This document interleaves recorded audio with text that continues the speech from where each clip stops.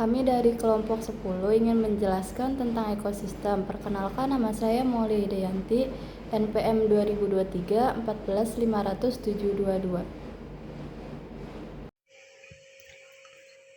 Perkenalkan, nama saya Bagas Ramawan dengan NPM 2023 145000727.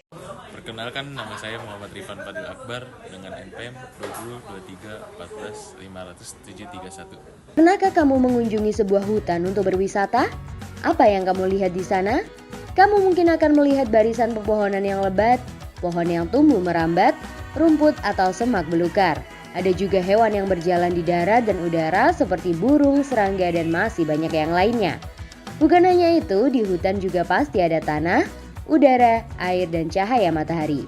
Semua itu adalah bagian dari ekosistem hutan. Jadi di sini ada pengertian ekosistem. Ekosistem merupakan suatu sistem ekologi yang terbentuk oleh hubungan timbal balik tak terpisahkan antara makhluk hidup dengan lingkungannya. Ekosistem sebagai suatu tatanan kesatuan yang secara utuh dan menyeluruh antara segenap unsur lingkungan hidup dan saling mempengaruhi. Ekosistem sebagai penggabungan dari setiap unit biosistem, melibatkan interaksi timbal balik antara organisme dan lingkungan fisik sehingga aliran energinya menuju pada suatu struktur bioteknologi tertentu dan terjadi siklus materi antara organisme dan anorganisme.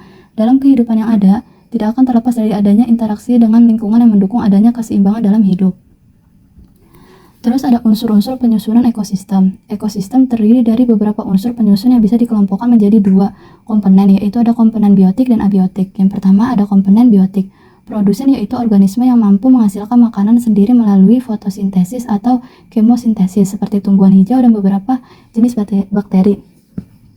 Terus ada konsumen, organisme yang tidak bisa membuat makanan sendiri dan bergantung pada organisme lain. Konsumen dibagi menjadi beberapa tingkatan seperti herbivora pemakan tumbuhan, karnivora pemakan daging, omnivora pemakan segala, dan detritivora pemakan materi organik yang mati. Terus ada penguraian, dekomposer, yaitu organisme yang menguraikan sisa-sisa organisme mati dan mengembalikan nutrisi ke dalam tanah. Contohnya ada bakteri dan jamur. Terus yang kedua itu ada komponen abiotik. Cahaya matahari yaitu sumber energi utama untuk fotosintesis yang dilakukan oleh produsen. Air dibutuhkan oleh semua organisme hidup untuk kelangsungan hidup dan proses metabolisme. Udara mengandung gas-gas seperti oksigen dan karbon dioksida yang penting untuk respirasi dan fotosintesis.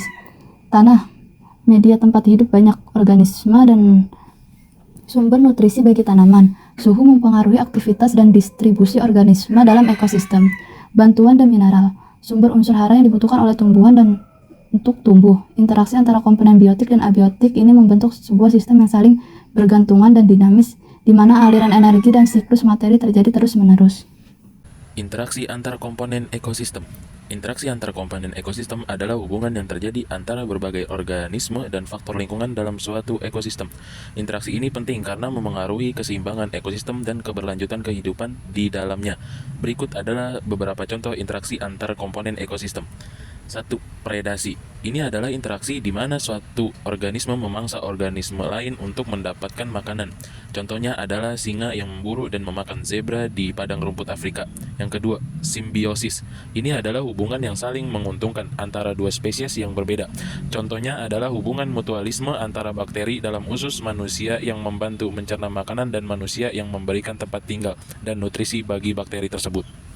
Yang ketiga, kompetisi. Ini terjadi ketika dua atau lebih organisme bersaing untuk sumber daya yang terbatas seperti makanan, air, atau ruang hidup. Contohnya adalah dua spesies burung yang bersaing untuk mendapatkan makanan di hutan yang sama. Yang keempat, parasitisme. Ini adalah hubungan di mana satu organisme parasit mendapat manfaat sedangkan organisme lainnya inang dirugikan. Contohnya adalah kutu yang hidup di kulit hewan dan memakan darahnya merugikan inangnya. Yang kelima, komensalisme. Ini adalah hubungan di mana satu organisme mendapat manfaat sedangkan organisme lainnya tidak terpengaruh. Contohnya adalah ikan remora yang melekat pada hiu dan mendapatkan sisa-sisa makanan dari mangsanya tanpa memberikan dampak buruk bagi hiu tersebut. Yang keenam, dekomposisi. Ini adalah proses di mana organisme menguraikan materi organik menjadi zat-zat anorganik seperti karbon dioksida dan air. Contohnya adalah bakteri dan jamur yang merugikan daun-daun yang mati di hutan menjadi humus. Berbagai bentuk ekosistem. Berikut adalah beberapa bentuk ekosistem utama. 1. Ekosistem darat atau terestrial. Yang pertama, hutan hujan tropis, terletak di daerah tropis dengan curah hujan tinggi sepanjang tahun, seperti di Amazon dan Indonesia, kaya akan keanekaragaman hayati. Yang kedua, hutan gugur, terletak di daerah beriklim sedang dengan 4 musim yang jelas. Pohon-pohonnya menggugurkan daun pada musim gugur. Yang kedua, padang rumput atau sabana. Dominasi rumput dengan sedikit pohon atau semak sabana sering ditemukan di Afrika, sedangkan prairie di Amerika Utara. Yang ketiga, gurun. Daerah dengan curah hujan sangat rendah, memiliki vegetasi dan fauna yang tahan terhadap kekeringan. Contoh gurun Sahara. Ekosistem darat disebut juga sebagai bioma. Ekosistem ini dipengaruhi oleh iklim. Hal tersebut menyebabkan perbedaan vegetasi di dalamnya. Ekosistem hutan hujan tropis. Ekosistem ini memiliki matahari yang bersinar sepanjang tahun. Ekosistem ini memiliki curah hujan yang tinggi, yaitu antara 200 hingga 450 cm per tahun. Oleh karena itu, ekosistem hutan hujan tropis memiliki keanekaragaman yang tinggi. Flora dari ekosistem ini terdiri dari berbagai jenis vegetasi dengan kanopi yang lebat, dan sebagian jenis faunanya adalah primata dan katak. Yang kedua adalah ekosistem savana. Savana merupakan padang rumput yang diselingi pohon-pohon. Ekosistem savana memiliki curah hujan antara 90 hingga 150 cm per tahun. Jenis flora pada ekosistem ini adalah eukaliptus dan rumputan, dan salah satu jenis faunanya adalah gajah. Ketiga, ekosistem padang rumput. Padang rumput memiliki curah hujan rata-rata 25 hingga 50 cm per tahun, terletak di daerah tropis sehingga beriklim sedang. Flora pada ekosistem ini adalah rumput dan semak, sedangkan sebagian contoh faunanya adalah zebra dan elang.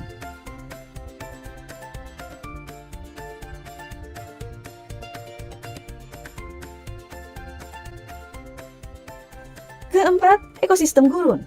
Gurun memiliki curah hujan yang rendah, kurang dari 25 cm per tahun. Wilayahnya tandus dan kelembaban udara sangat rendah. Flora pada ekosistem ini adalah kaktus dan faunanya adalah unta dan ular.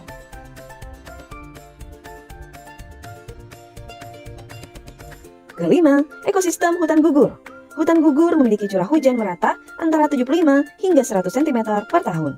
Pada musim dingin, daun berubah menjadi warna coklat dan akhirnya gugur. Flora dari ekosistem ini adalah pohon ek dan maple, sedangkan faunanya adalah rusa dan tupai. Kedua, ekosistem perairan atau akuatik. Yang pertama, laut, meliputi ekosistem di laut, samudra, dan pantai. Contoh terumbu karang yang kaya akan biodiversitas. Yang kedua, air tawar meliputi sungai, danau, dan rawa. Habitat ini sangat penting bagi banyak spesies ikan dan amfibi. Ekosistem air merupakan ekosistem yang komponen abiotiknya didominasi oleh air. Pada video ini akan lebih dijelaskan mengenai jenis-jenis ekosistem air. Ekosistem air tawar. Karakteristik ekosistem ini yaitu suhu di dalam airnya tidak beragam karena sinar matahari yang masuk terbatas dan dipengaruhi oleh cuaca dan iklim. Ekosistem air laut luasnya berada di kisaran 71% atau seluas 2/3 dari permukaan bumi. Fungsinya dapat dijadikan sebagai objek wisata, tempat penelitian, pengendali banjir, sumber pangan dan air minum, dan budidaya hasil laut seperti rumput laut, ikan, kerang mutiara, dan lain-lain. 3. Ekosistem buatan. Yang pertama, pertanian. Lahan yang digunakan untuk bercocok tanam dan beternak. Ekosistem ini dikelola oleh manusia untuk memproduksi makanan. Yang kedua, perkotaan. Daerah yang sangat dimodifikasi oleh manusia dengan bangunan dan infrastruktur. Meski didominasi oleh manusia, tetap ada flora dan fauna yang beradaptasi dengan lingkungan ini. Ekosistem buatan adalah lingkungan yang telah dimodifikasi atau dibuat oleh manusia untuk tujuan tertentu. Mereka seringkali memiliki komposisi organisme yang berbeda dan struktur bioekologis yang berbeda dari ekosistem alami. Dari dalam ekosistem. Energi dalam ekosistem pada dasarnya berasal dari matahari. Proses aliran energi dalam ekosistem dapat diuraikan sebagai berikut. Pertama, ada fotosintesis, seperti tumbuhan hijau, alga, dan berbagai bakteri menangkap energi matahari melalui proses fotosintesis. Mereka mengubah energi matahari menjadi energi kimia dalam bentuk glukosa. Kedua, konsumen primer, seperti herbivora dan konsumen primer, memakan produsen, tumbuhan, dan mendapatkan energi dari bahan organik yang telah dihasilkan oleh produsen. 3. Konsumen sekunder dan tersier. Karnivora memakan herbivora dan karnivora yang lebih tinggi. Dalam rantai makanan memakan karnivora lain. Energi ditransfer dari satu tingkat trofik ke tingkat trofik berikutnya. 4. Dekomposer. Organisme dekomposer seperti bakteri dan jamur, memecahkan bahan organik dari organisme mati dan limbah, mengembalikan nutrisi ke tanah dan air yang kemudian dapat digunakan kembali oleh produsen. Aliran energi dan materi dalam ekosistem. Materi dalam ekosistem berputar melalui berbagai komponen, biotik dan abiotik. Siklus materi ini disebut sebagai siklus biogeokimia. Beberapa siklus penting meliputi 1. Siklus karbon. Siklus ini merupakan proses pertukaran karbon di antar atmosfer, lautan, tanah, dan organisme hidup di bumi. Siklus ini terdiri dari berbagai langkah. Karbon yang diambil oleh tumbuhan dari atmosfer dalam membentuk karbon dioksida untuk fotosintesis. Karbon kemudian berpindah melalui rantai makanan sebagai glukosa dan senyawa organik lainnya. Karbon dilepaskan kembali ke atmosfer melalui respirasi, pembusukan, dan pembakaran bahan fosil. 2. Siklus nitrogen merupakan proses alamiah yang menggambarkan pergerakan dan transformasi nitrogen dalam berbagai bentuk kimia melalui ekosistem darat dan laut. Siklus ini sangat penting karena nitrogen adalah unsur esensial untuk semua kehidupan, menjadi bagian dari asam amino, protein, dan DNA. Siklus ini terdiri dari beberapa langkah. Yang pertama adalah nitrogen atmosfer diubah menjadi amonia oleh bakteri pengikat nitrogen. Amonia kemudian diubah menjadi nitrat oleh bakteri nitrifikasi yang dapat diserap oleh tumbuhan. Nitrogen bergerak melalui rantai makanan dan dilepaskan kembali ke tanah melalui dekomposisi. Denitrifikasi oleh bakteri mengubah nitrat kembali menjadi nitrogen gas yang dilepaskan ke atmosfer. 3. Siklus air, atau sering disebut juga dengan siklus hidrologi, adalah proses siklus air di permukaan bumi yang terjadi secara terus-menerus dan berulang-ulang. Siklus ini terdiri dari beberapa langkah. Yang pertama ada air menguap dari permukaan bumi dan transpirasi dari tumbuhan membentuk awan di atmosfer. Air kemudian turun sebagai hujan, salju, dan bentuk presipitasi lainnya dan mengalir melalui tanah dan perairan, diserap oleh tumbuhan dan digunakan oleh organisme. Siklus air sangat penting karena menjaga ketersediaan air di bumi, mendukung kehidupan makhluk hidup, dan mengatur iklim serta cuaca. Siklus ini juga memastikan bahwa air yang ada di bumi tetap bersih dan dapat digunakan kembali melalui proses alami. Aliran energi dan materi dalam ekosistem. Rantai makanan. Urutan linear transfer energi dan materi dari satu organisme ke organisme adalah sebagai berikut. Contoh, rumput, kelinci, elang. Jaringan-jaringan makanan. Jaringan kompleks dari berbagai rantai makanan yang saling berhubungan dalam ekosistem.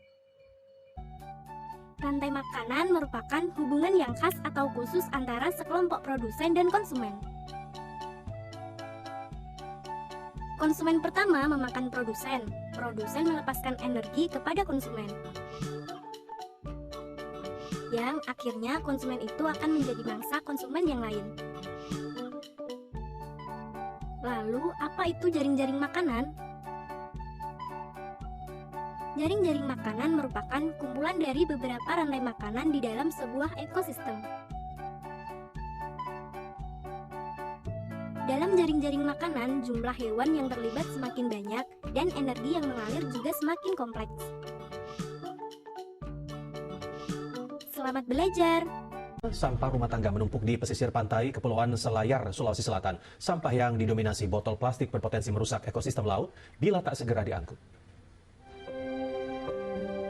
Sebaran sampah plastik semakin mengotori pesisir pantai di Jalan Poros Nasional, tepatnya di Desa Mekar Indah, Kepulauan Selayar, Sulawesi Selatan. Bahkan pada hari Senin, pemirsa, tumpukan sampah sudah sejauh 300 meter. Sampah rumah tangga yang diduga berasal dari pulau luar Selayar itu hanyut terbawa arus embusan angin barat. Hingga Selasa pagi, belum ada tindakan pengangkatan sampah dari pemerintah daerah. Tak hanya merusak keindahan, sampah yang terus dibiarkan menumpuk berpotensi merusak ekosistem pesisir pantai. Ya, kita lanjutkan pemirsa. Banjir yang melanda Kabupaten Bogor, Jawa Barat di awal tahun ini disebabkan rusaknya ekosistem hutan akibat penebangan dan pertambangan ilegal yang berlangsung cukup lama di tahun 2019. Dan kondisi inilah yang menyebabkan lebih dari 17.000 warga kini masih mengungsi. Dari pantauan udara yang disaksikan langsung oleh Kepala Badan Penanggulangan Bencana Nasional, Wakil Kepala Kepolisian Republik Indonesia, Bupati Bogor dan beberapa jajaran lainnya, terlihat jelas dampak musibah banjir dan longsor di Kabupaten Bogor yang terjadi sejak beberapa waktu lalu sangatlah luas. Kawasan terdampak menunjukkan bahwa telah terjadi kerusakan ekosistem yang disebabkan oleh banyaknya aktivitas penambangan maupun penebangan hutan tanpa izin. Tak hanya menyebabkan banjir dan longsor, penambangan ilegal juga mencemari lingkungan dengan kandungan logam berat berupa merkuri yang sangat berbahaya bagi manusia. Bila tidak ada perbaikan serius, bencana semacam ini bisa menjadi ancaman permanen setiap tahun.